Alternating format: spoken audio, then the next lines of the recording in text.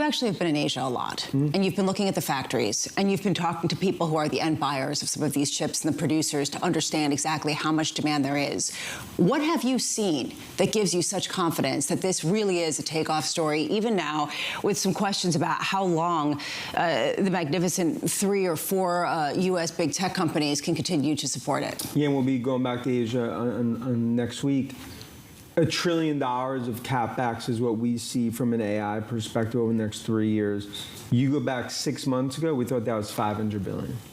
And so every quarter, if you look at the underlying demand, not just from hyperscalers, but eventually it's going to be other enterprises, it's just starting. So all of our checks are showing demand's actually continuing to accelerate. You know, as Farrell talked about, yields are improving from a production perspective, that they're the only game in town.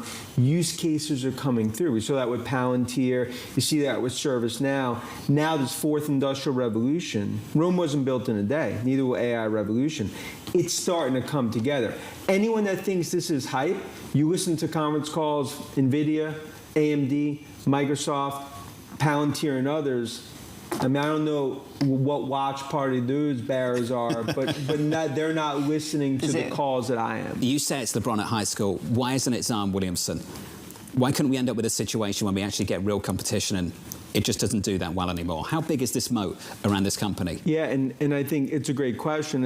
Right now, only game in town. AMD and obviously Lisa Su and others are going to benefit. The reason this is a LeBron in high school is because they are so ahead of any other competitor. And right now, they're the only game in town. The new gold, the new oil, it's AMD chips. And when you come away from that conference call last night, now I get after hours and bears will come out, but there's nothing that makes me think that we don't have a year from now or less. You have $3-4 trillion market caps. Godfather of AI and Nvidia, what's happening in Cupertino with the AI supercycle starting off on iPhone 16, and what's happening with Nadella and Redmond.